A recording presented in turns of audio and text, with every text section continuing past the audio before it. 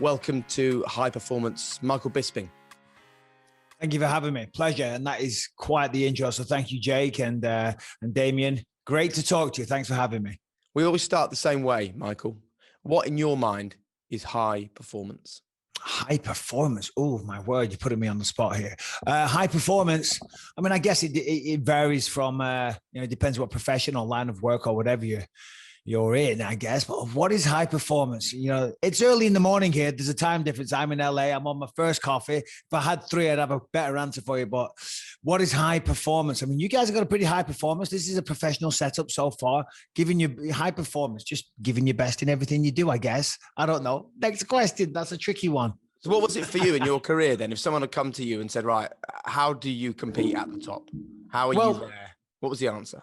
Yeah, I mean, to compete at the top, I mean, obviously, regardless of what you're in, you're always going to start at the bottom. You know what I mean? And everyone, like when I started getting into MMA, that was back in 2002. And back then it wasn't a sport that people knew, that people recognized. And I remember at the time, because I left school at 16, nothing unusual there, but I was an idiot. I didn't have the foresight to think college was important and things like that.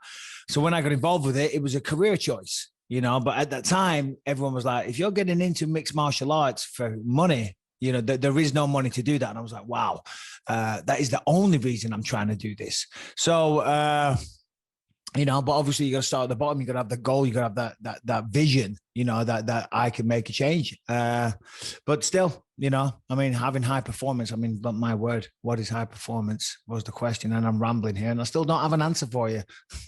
I'm amazed though, with the life you've lived, that you don't sort of have a place that you went to when you were competing at the very top, mentally, physically, a place that very few people can get to. Oh, no. I certainly had very, very tough mental resolve over the years. I had to, with all the ups and downs that I had. I mean, I just never stopped believing in myself, pardon me.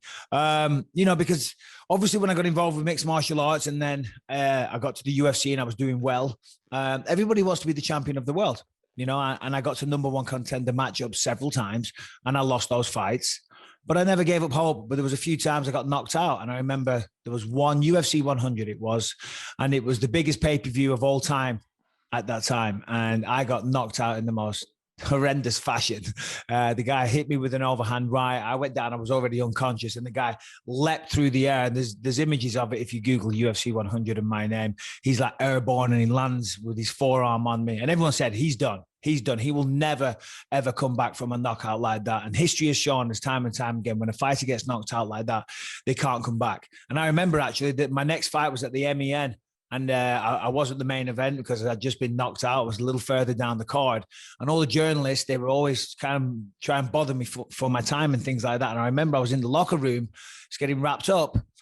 And this journalist that used to always speak to me walked in and I turned around. I thought he was going to chat to me and he just went right past me. Didn't even give me the time of day, and I was like, and that really pissed me off, and I just, but that anger, that feeling disrespected, that drove me, because I wanted to prove everybody wrong. Everyone thought I was finished. And as I said, that wasn't the only time. There was 3 or 4 times throughout my career I got to the number one contender matchups. And that's a great position to get to. I got myself to fight, a title eliminator, but I did that several times. And every time I failed. I failed at those hurdles, and everyone said, it's never going to happen. But I never gave up. I always believed in myself. I always knew if I made tweaks and I adjusted this and I adjusted that and I did this a little different in training camp and maybe my nutrition was better or maybe I ran some extra miles in the morning or I got better at jiu-jitsu, whatever it was, there was always something that I clung to, and I never gave up hope. And then along the way, as you mentioned, there was a lot of injuries and this is actually a fake eye. I lost my vision. And still then I never gave up hope. And I look back and I think, I'm shocked when I could stumble across, because I don't sit around watching my own tapes, but if I stumble across an old fighter man on TV, sometimes like it happened one night a couple of months ago. And afterwards I'm on the microphone, I'm like, I will be the champion of the world. I sat there, I said to my wife, I'm like, geez, Louise. I said, look at this guy. Because that guy doesn't exist to me anymore. I'm 42 years old. I'm retired. I'm not a fighter anymore. But I couldn't believe when I watched it back, seeing where did that confidence come from? Because the reality is I was fighting with one eye, but I still never gave up hope. And I don't know what it is because I'm not a particularly philosophical guy, but I never gave up on myself. So do you Do you have a way of explaining then to our listeners and our audience how you created that self-belief, or was it something that you had from a young age? Because we get messages, Michael, every single day from people saying, look, I've got all these great things in my life. The one thing I lack is belief in myself. It's a powerful thing to be able to share how you build it, how you retain it. Yeah, no, it is. And it is a powerful thing to build, and it's a difficult thing to explain, I guess, of where that comes from.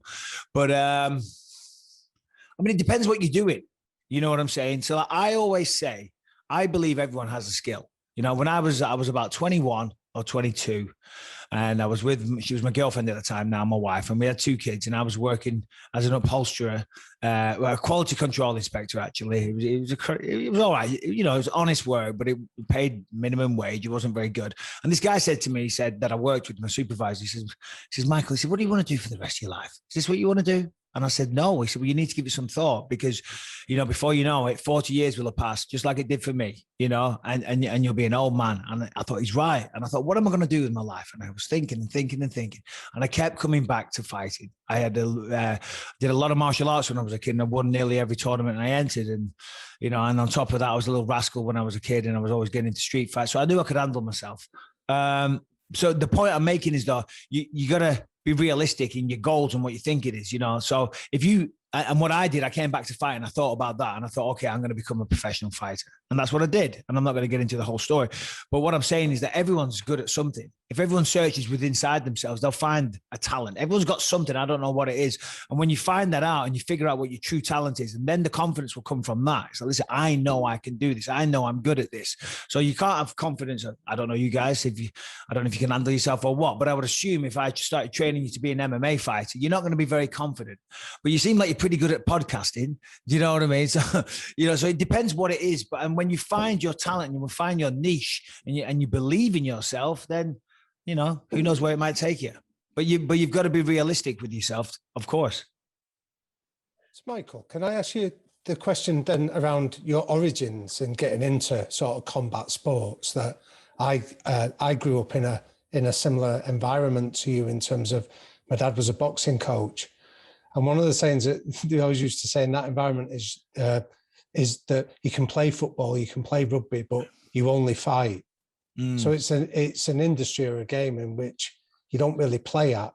It's one where you can get hurt. So what was it that attracted you to such a brutal world? To be honest, I was just kind of suited to it. If, you know, I mean, growing up, my mum and dad in our house, it was, you know, we were around a fair bit of violence most days, to be honest. And then I started doing martial arts, and I was good at it. I took to it like a duck to water, you know, and that's why I never really focused on school too much. And then, as I say, as I got older, you know, I was kind of an idiot when I was young. I was very slow to mature, and I got into a fair few fights as well. And I'm ashamed to say that, looking back now, you know, I am definitely ashamed of those years in my life. But I knew I could always handle myself. And then when I was in my early 20s, as I say, you know, I wanted to give a better life to my family. You know, there's nothing wrong with working at factories and things like that, but I wanted more out of life. You know, and as I say, I did some soul searching to find what my skill was. After that conversation, I'm like, right, if I'm going to do something with my life, I've got to do it now. I can't sit around. And as stupid and as grandiose and as lofty as that goal was, that's what I came up with. So, and you're absolutely right. It isn't, fighting isn't a sport that you pick up and put down. Fighting's a lifestyle. And I do see these days it's getting more and more popular. And I see TikTokers, and I'm seeing YouTubers, and I'm seeing other celebrities trying to get involved. And it blows my mind, to be honest. You know, you're already good at something, stick with that, because fighting is very dangerous. And I feel like a lot of people underestimate it. Like I'm sitting here now, I've got 2 total knee replacements. I've got one eye, this eyeball pops out. I've got multiple replaced discs. I've had about 30 surgeries throughout my body, and of course, vision in one eye. It's not something that you play at. It's not something that you pick up and put down. But as the UFC's exploded and got more and more popular, certainly all over the world, people look at that and they see it and they think, oh, I want to do that. That's cool. I can make money. I can get on TV. But there's only a few people that are cut from that cloth that should be in there, if I'm honest. So can I ask you then about, like, the first time that you really did get hurt, whether this was in sparring in the early days or whether it was later on in your career? Like, what was it that kept you going back beyond feeling that you didn't have an awful lot of choices, that's what you wanted to do? What was it that that force you to go and learn how to avoid getting hurt next time? Yeah, well, I mean, to be honest, I mean, it's not a particularly deep answer. You know, you get beat and you get back on the horse and you go again. You know, you don't give up. You don't give up at the first hurdle. Yeah, but that's where I think most people would do. I think that, and this is where I'm intrigued to explore with you, that seems an obvious answer to you of, well, you go back and do it again. But most people would be sickened and walk away at that point. It just never even occurred to me. It never even occurred to me because I knew in my mind, I felt I was still good enough. I knew I could make tweaks and improve and things like that. So yeah, but when I got knocked out of UFC 100, when I got head kicked and then ultimately lost my eyeball, you know, you're not clear to fight, you know. So I lied. Not only was I risking vision in my eye, I was lying to everybody. I was lying to doctors. I was lying to the UFC. I can say that now because I've been retired for a while, but at the time it was probably the worst kept secret ever, but still. But yeah, no, giving up never even occurred to me because this is what I was always driven by my wife and my kids and trying to give them the best life, you know, because I've been there and I know how hard it is. When you know, life is tough. Just to get by in life is tough. You know what I mean? We take it for granted that everyone has a roof over their heads and we've got food in the fridge and all the rest of it. But the world's a tough place. The world's, you know, and this is what I felt I could do. And I wasn't going to give up. I wasn't going to stop just because I lost one time, you know. So and that's about it. And when it's all said and done. I'm interested to ask you about the tricky times and the difficult times after defeats when perhaps those around you maybe stop believing. It clearly sounds like you never did. We see a certain picture of a UFC fighter, right? We see you in the lights. We see you at the weigh-in. We see you on the ring walk. We see you in the ring. How difficult and dark did it get when it was difficult for you? Yeah, I mean, listen, when you're promoting a fight, you know, when you're interacting with the media, whatever, you know, you got to ooze bravado because that comes with it. People don't want to, you know, maybe it might be refreshing to hear the other side, but generally when you're coming up to a fight, you know, you're posturing, you know, because it's all psychological warfare as well. You've got to seem as confident as possible because if you seem a little nervous, whatever, you know, that's good for your opponent. That will help them grow in stature.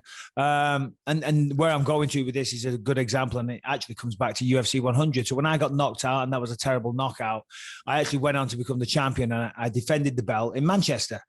And I was rematching the same guy, you know, that was going to be my first title defense.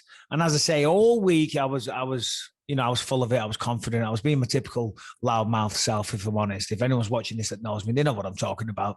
But on the day of the fight, it's very different because you can lie to everybody. You can lie to the media. You can lie to the fans. You can do all that stuff.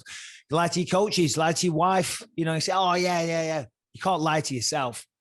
And I remember that day, because of the US audience, the pay-per-view was like at 4:00 in the morning. So I was trying to sleep all day and I was trying to take a nap.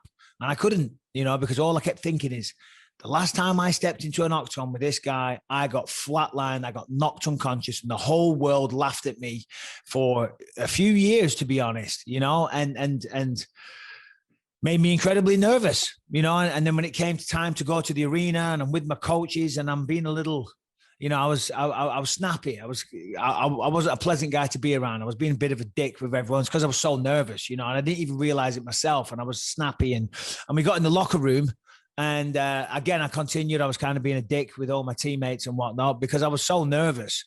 And then I was on the floor and I was stretching, and then I just started laughing. And then one of my coaches says, "What are you laughing at?" I said, I'm sorry, guys. I said, I've been a total dickhead for the last couple of hours, haven't I? I said, I'm sorry. I said, I've been freaking out that I might lose, you know, my first title defense and in Manchester, and everyone's come to see. I said, what's the worst that can happen? I get beat. So fucking what? I've lost before. It probably won't be the last. I said, you know, I apologize. I'm going to go out there. I'm going to do my best.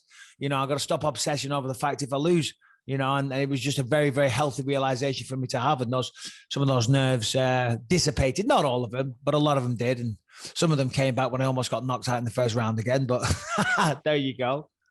And how do you think you would have fought in that fight if you hadn't had that moment of realization, if those nerves and those anxieties had hung around you into the ring? Well, it's weird because in fighting and in a lot of sports, to be honest, and not only sports, in everyday aspects of life, you know, that fear, that nervous energy that you have, that can be your best friend or your worst enemy. You know, Certainly in fighting, adrenaline can be your best friend, because obviously it heightens the senses and your reflexes and all the rest of it. But in any other life, you've got to know what you're going into. And if, as I say, if you're nervous about something, it'll make you be prepared. It'll make you go the extra mile, regardless of whatever it is. But it can also consume you as well, certainly in the fight world, when you're stepping in there against world-class athletes. And if you get a little nervous and you're not confident in yourself, then... And again, confidence can be your best friend or your worst enemy. If you go into a fight scenario overconfident, you might walk onto shots and things like that and go to sleep. But if you're also nervous, then you're not going to believe in yourself. And you throw a punch, you close your eyes and you kind of look away and you hope, So it's a very, very fine balancing act to find that correct balance of nervous but confident at the same time, and it's a constant tightrope that you're walking. And for me, I retired at 37 or 38 years old, and it was only towards the end of my career that I started figuring out the mental side of things. And people think fighting is, and it is obviously a very physical sport, but the mind controls everything. It is physical, but the mind is in charge, and that's what separates the truly elite fighters from the average guys. It's this, because the physicality, some people are more athletically gifted or whatever, but it all comes down to this: their self-belief, their confidence, and their work ethic. How much are they willing to get off their ass and do what other people aren't willing to do? We're not supermen, far from it, but we're just built differently mentally. And as I say, for me, when I was younger, I used to try and wind myself up. I used to try and get angry. Like I go find a quiet room in the locker and I try and psych myself up and get angry and think, if I get angry, I'm a force to deal with. And that's okay against average guys. But when you start getting to the true elite, you can't fight like that.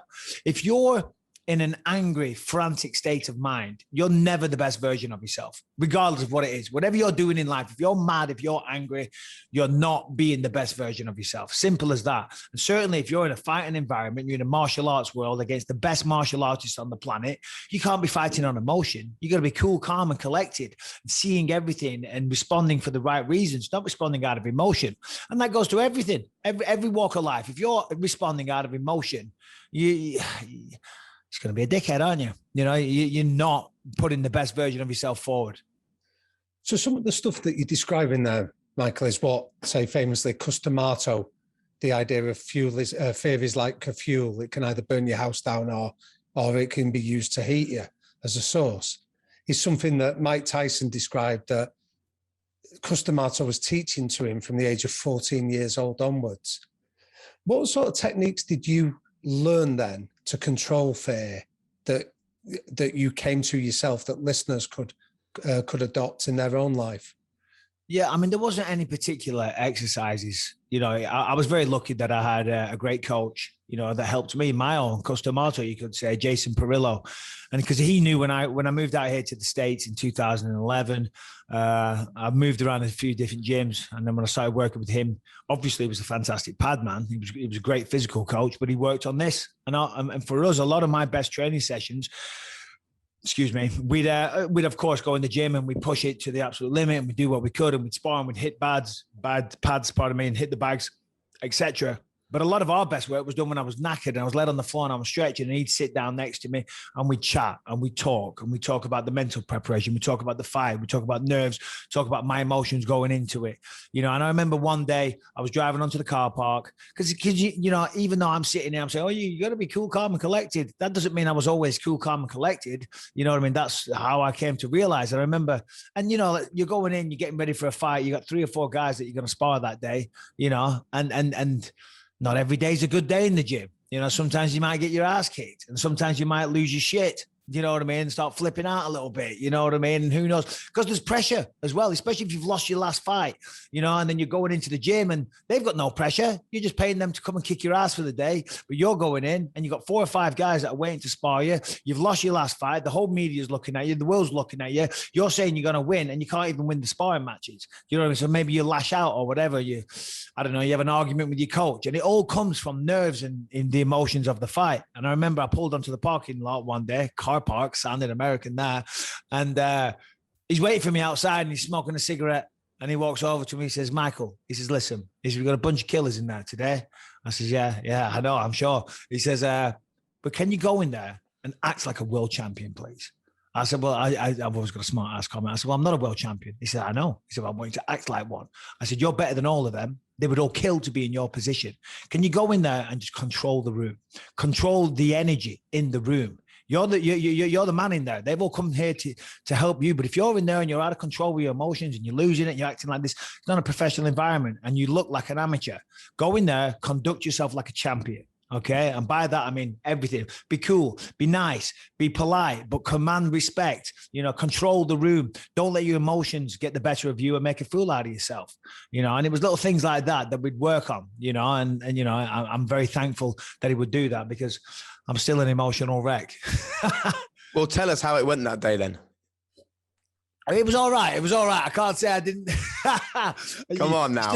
Listen, the thing is, when you're getting ready for a fight, you want to, you got to get pushed. If you're going in there and you're dominating the room, I mean, yeah, that's what he wanted to do, but he meant mentally. But physically, if you're just dominating every training session, then you're not getting pushed. You need to get pushed. So that's why you have multiple sparring partners as well, because as soon as one sparring partner is starting to get tired, you bring the next one in, So what I would do, if I was doing 5 rounds, we'd always try and have 2 partners per round, because the rounds are 5-minute longs in mixed martial arts. So at 2.5 minutes, you bring a fresh guy in, So by round 5, you're very tired. And then you might start mouthing off. You might start getting a little emotional. You might start saying, what are you doing that for? My opponent's not going to do that. You keep kicking me with a certain kick. He never does that.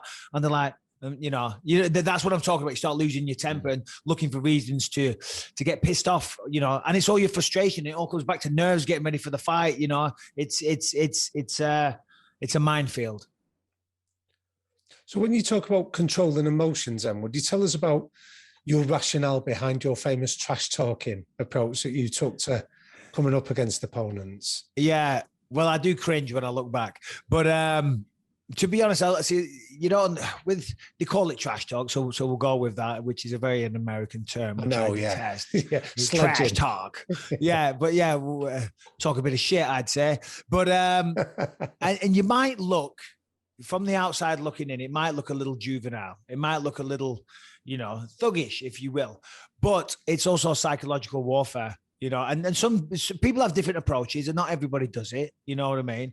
But for my mind, and this is, I'm going to fight this person. And we can sit here and we can say, oh, it's martial arts and it's respect and all the rest of it. At the end of the day, when I get into that cage with that person tomorrow night, their objective is to render me unconscious, or to choke me out, or to do as much physical harm to me that I say, oh, whoa, I can't take this anymore, and I tap and whatever, right? So when it comes down to it, I'm going to do whatever I can to have an advantage. And as I said before, if you can install a little bit of doubt into that person, right, then you've already won the fight. They always say in the fight game, because remember, this controls everything. They always say in the fight game, you can win or lose a fight at the weigh-ins, and you can read the body language. Now, of course, you can win. Like I remember one time I was chatting a bit of shit at the weigh-ins, and then the guy pushed me, and I just started laughing my head off, because I knew right then and there I had his number, because he'd broken mentally, because he'd done that. And I'm like, that. I said, you're shitting your pants. You're shitting your pants, aren't you? And he went, boof, and he pushed me. And he was shitting his pants. He was nervous. And then when he did that, that just, I knew then I had confirmation. So that's why I was laughing. And then other times I might get in the face and I might finger point and I might start calling him every name under the sun or whatever. And what I'm trying to do there, and again, you wouldn't want your grandma looking at that, because she wouldn't be very happy about it. But as I say, the bigger objective to me is I'm going to fight this guy tomorrow, and he's going to try and do harm to me. And if I can get in his face and have him thinking, oh, you see him, he's a bit of a nutter. He's a bit of a force to deal with. He looked big. He was muscular. He was in great shape, whatever it is. And they think, oh, and I said, see me tomorrow night. It's on, buddy. All the talk leading up to this, it's fucking on tomorrow night, pal. I hope you're ready. I hope you're ready to back that all up. And some people that are mentally strong just laugh and they don't say whatever. But there is some it does work on. And you don't know until you get in there. So as I say, yes, in terms of a human being at that moment in time, you're not putting your best foot forward. But in terms of trying to win the fight and win the psychological advantage, maybe you are. Maybe you are. Maybe you're not. So what was the best instance of that then that got you the best results? So you talk about the guy that pushed you. Yeah, that was probably one of them. Pardon me, say that last part again. I was going to say, have you got any other specific examples of where you felt like you'd won the fight in that in the moment, like or feared that you hadn't? Yeah, well, there was definitely a few that I hadn't. I mean, I don't want to offend people here, but When I lost my eye, the guy Vitor Belfort, he's very religious. When I say very religious, I mean he's very religious. You know, he's worse than a vegan. You'll know about it straight away as soon as you meet him. And he also had a tendency to take performance enhancing drugs. I mean, if you saw him at the weigh-in, he was jacked beyond belief. But as I say, that mental belief, looking back now, when I see those videos and stuff from the weigh-ins, I think it's clearly obvious this man's on all the steroids. Do you know what I mean? But that never occurred to me at the time, because in my mind, I'm so confident and I believe in myself, I'm going to win this fight, that I didn't even see that. And then to make matters worse, I call him over and say, hey, Vito, come here. And he leans in and I say, there is no Jesus. You know, now maybe there is, because the next day I got kicked in the head, TKO'd, and then I ended up losing, detaching my retina. So there's one that definitely backfired for you. So that one there about, I mean, the example you mentioned there about a guy that is taking performance enhancing drugs is a really fascinating topic. That how did you cope knowing that you were going up against guys that were cheating, that were using illegal advantages? What did you do mentally to cope with that? Yeah, I mean, I was very naive, I think, back then, because the reality is now, when people know now, that pretty much most people were. But now they have the USADA, the United States Anti-Doping Association. When you're training for a fight, they'll show randomly, 4 or 5 times the day of the fight. They show up at your house at 6 o'clock in the morning. They take your urine, they take the blood and all the rest of it. So that, it's pretty much been eradicated now. But there's always new methods, I guess, and people in professional sports will always try and find a way. But for the most part, it's been eradicated. But back in the early days, before USADA was around, yeah, there was definitely, it was a big thing. It was a big problem. But I never touched a performance enhancing drug in my life. And I always prided myself on that, because, I don't know how you can go into a sport like this and win and then look at yourself in the mirror and take credit for that mentally because you cheated. And I think it's absolutely disgusting, to be honest. It's bad enough to cheat in sports as it is, but, we're not trying to put a ball in the back of the net here. We're trying to do damage, So how did I... But you're still going up against it, aren't you? However they've squared it morally with themselves, you're still at a huge disadvantage. Yeah, no, absolutely I was. But I guess call it naivety, call it arrogance. I'm not sure what I'd call it, but back then I was like, yeah, whatever. Like there was a phase there that they were allowed to have testosterone replacement therapy if they went to a doctor and the doctor said, yeah, you got low testosterone. So all of a sudden everyone was on TRT. That's what they call it. Everyone was on TRT, and they're like, oh no, I've got to take this. I have a condition. If I don't take this, if I come off it, I'll die. And well, eventually they figured out that this was crazy, because then everyone was on TRT. So they banned it. And then 5 years later, these same fighters are still fighting. So it was absolute nonsense. But still, as I say, in my mind, it probably was a little bit of naivety, probably was a little bit of arrogance, maybe a little stupidity. But I says, whatever. That's their mental weakness. They feel that they need that to make themselves better, that they need that to be able to compete. Well, I don't. I don't need that. So then how did you, so a few times in the conversation. And by the way, Michael, I'm sorry, just let me finish this point. Sorry. Because most of those people are bullies.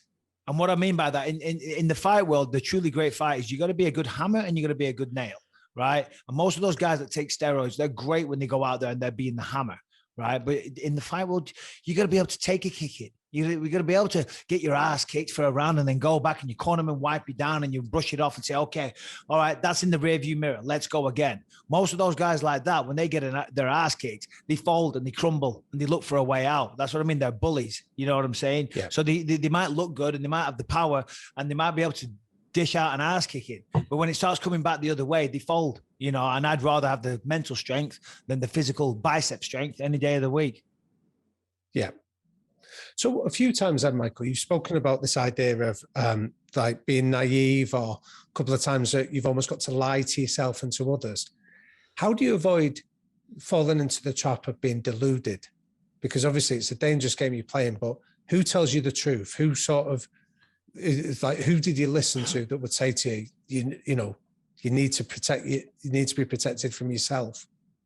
No, that's a great question. It's a great question. I'm not sure I've got an answer for you, because Certainly in my game, and I know that it's not all fighters that are listening to this, but in the fight game, that is the thing. That is delusional, and fighters certainly are their own worst nightmare enemies at times. You know, there's often times you see fighters continue. I mean, look at Evander Holyfield. He was back in the ring a couple of weeks ago. He had no business being there. You know, I always think I had a good team around me. You know, I had my wife and my coach. Like my coach Jason, he's a real one. Yeah, he ain't gonna lie to you. He ain't gonna sugarcoat it, and he's not there.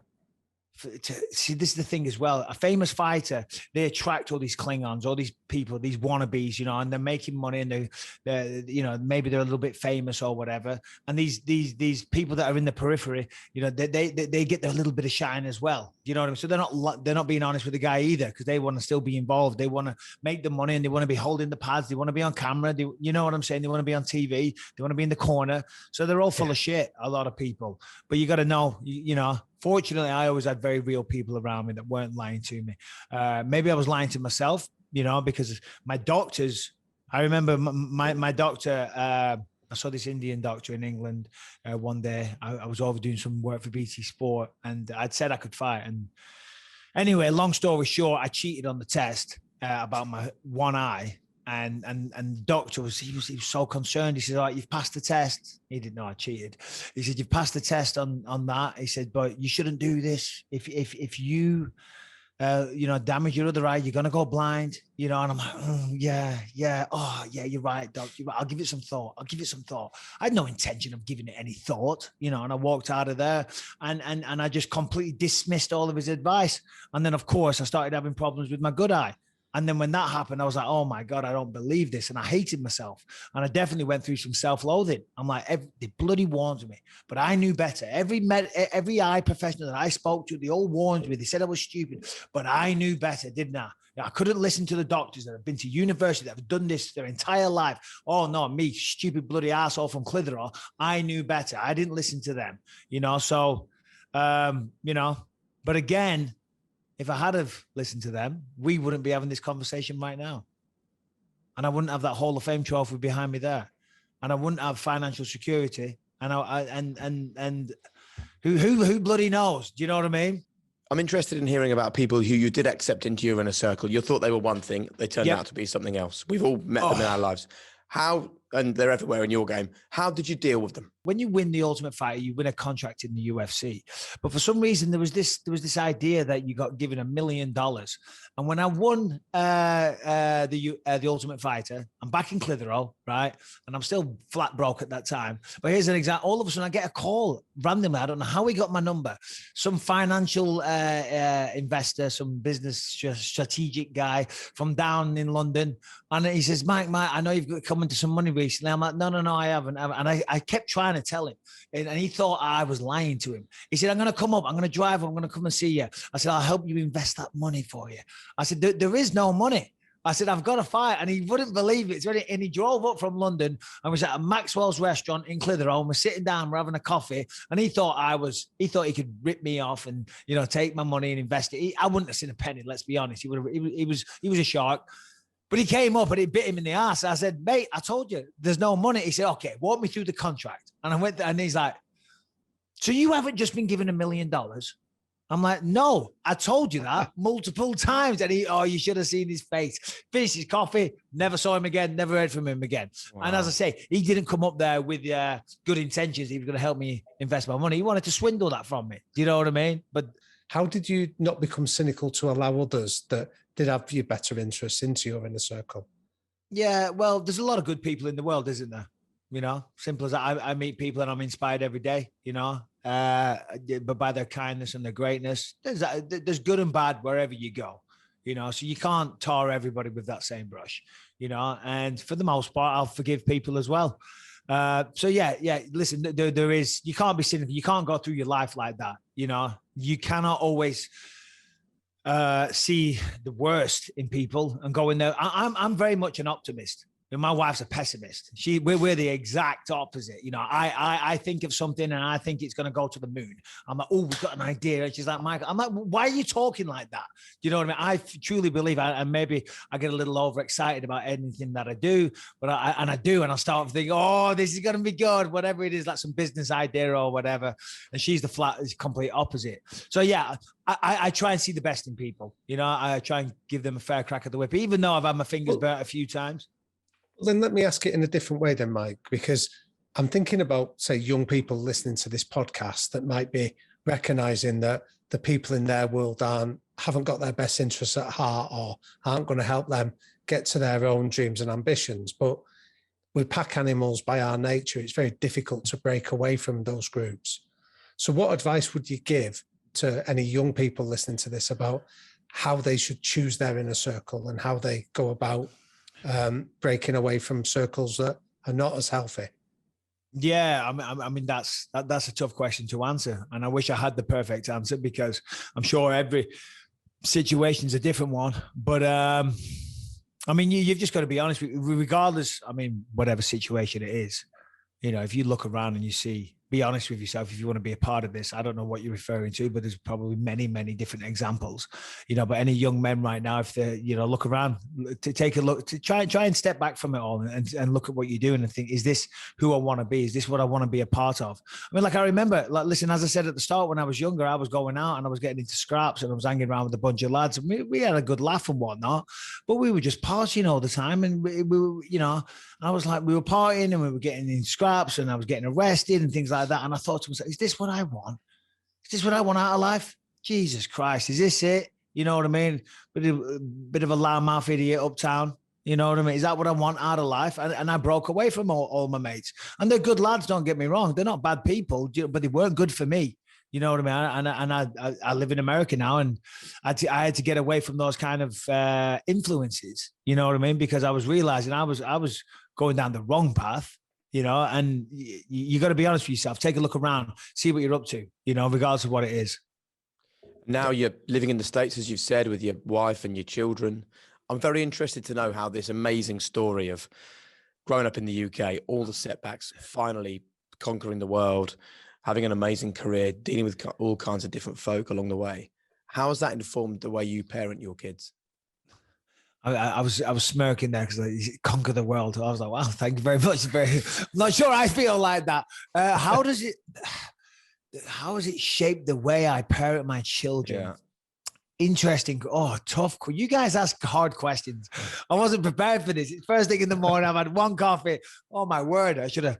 Okay. I don't know if it has. I've always been. You are not parenting your kids as the Michael who was getting into scraps on the street. No way. No. You're parenting your kids as the man who's seen everything that he's gone through. So your kids have troubles, issues, whatever it is.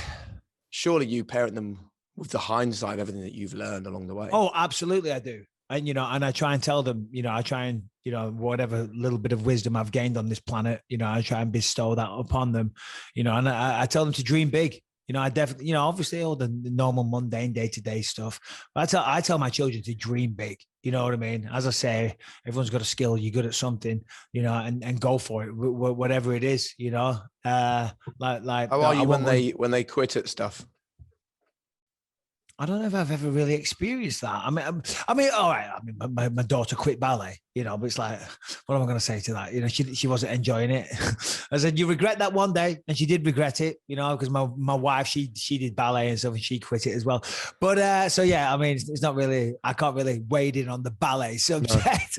No. But yeah, I mean, I just tell I'm a happy-go-lucky dad. You know what I mean? I'm not really the disciplinary authoritarian type, but I'm very lucky though. My kids are great. Of course I'm a doting father, but my kids are very easy. They're like their wife. They're like their mother. Thank God.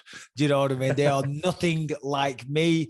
They've got a very heavy influence from the mother. They're very polite. They're very nice. So yeah, I'm hardly ever here. I'm always traveling somewhere or other, so I can't take credit for that either. We've reached the point of our interview where we run through quickfire questions. So I'm hoping you're awake enough for these. Let's go.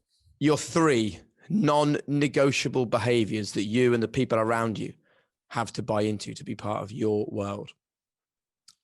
Wow. But yeah, I mean, trust obviously is a big one, you know. 3 non-negotiable behavior. I mean, I have a small circle. I don't really see anyone. I don't really have any friends. Everyone thinks I'm out here living this Hollywood lifestyle. It's just me, my wife, and kids. Do you know what I mean?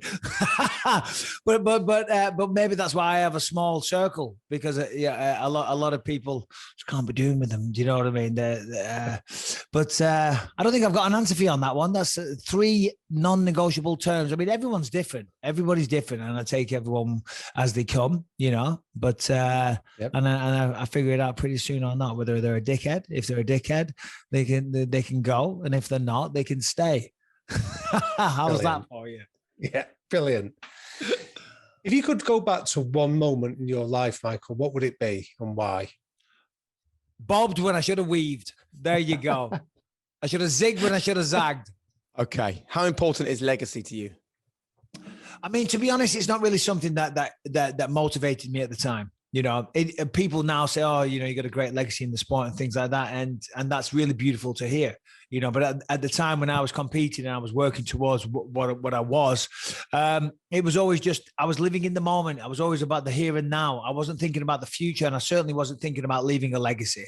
But it is important to me now because, you know, I guess my legacy, I was always a clean fighter. I became a champion. I have a lot of nice things that I said about me in terms of being a pioneer for British MMA and stuff, but I wasn't. There was people before me. There really was. Yeah, okay, I was the first British champion, and that's nice, but there'll be another one. You know, it's only a matter of time before one comes, and I can't wait to see it. But as I say, sorry, what was the question? How important is legacy? It's great in hindsight, but at the time, I think if you're thinking about your legacy at that moment in time, then you're probably not going to leave much of a legacy. You shouldn't be fueled by that at that moment in time. You should be chasing. You should be trying to live your dream. You should be trying to go for it. You shouldn't be trying to build a legacy. Yeah, if that comes, that's for other people to talk about. At that moment in time, when you're trying to achieve whatever it is, if you're thinking about the legacy that you're going to leave in the world, you know, then you're probably not going to achieve what you're looking to do. And finally, Michael, what's your one golden rule for our listeners to live a high performance life? Well, you know, whatever you do in life, you're going to start at the bottom. Simple as that. So, as I said, you know, I believe everyone does have a skill, you know, but you got to be realistic with yourself. You know, it's like someone listening to this, you know, they might want to be an astronaut. Well, that's probably not realistic, is it? You know, because you're probably not very good at math. You got to be, I don't know much about what it takes to be an astronaut, but I think one of the prerequisites, you're going to be pretty good at math to start. So you got to be honest with yourself. And then when you figure out what that talent is, that doesn't mean that all of a sudden you're going to be a success. Now it's time to start working towards it. Maybe you got to finesse that skill. Maybe you got to go to college. You got to go to uni. You got to do all that. And then you got to come out, and it might be a long, long, long road. You know, like for me, when I decided I wanted to be a fighter and I started putting the work in, and then I had my first professional fight, because I remember when I was told about this kind of path that I could take, and I said, is that not dangerous? And they said, well, I'll never put you in a life-changing fight unless it's a life-changing check. My first professional fight, I got paid nothing, zero. Do you know what I mean? But the ball was rolling, you know, and you start working towards it, and you claw and you scratch your way up, you know. And I remember at the time I used to sleep in my car. I was training in Nottingham, and my wife would call me up, and she'd be in tears. We had no money. We couldn't pay the bills. The bills were piling up. We couldn't pay the mortgage and all that type of stuff. And I'm sleeping in my car chasing this bloody pipe dream of being a professional MMA fighter. You know, and I'm fighting back the tears, and I'm saying, babe, it's going to change. It's going to change. The point I'm making is it's never easy. And if you're chasing your dreams and you're chasing your goals, be prepared that there's going to be dark days. There's going to be tough times, but it's going to make it all worth it in the long run. You know, if it's worth having, it's never easy achieving it. Very good. Listen, Michael, thank you so much for giving up some time to chat to us early in the morning after only one coffee for the High Performance Podcast. We do appreciate it. Oh, my pleasure, guys. Pleasure talking to you. Thank you. Good luck with the rest of the podcast. Sounds like you're doing fantastic things. And enjoy the rest of your day. Thanks, Mike. Please hit subscribe, hit the notification bell, give us a thumbs up, leave a review, but somehow get involved with the High Performance Podcast and become part of our growing community.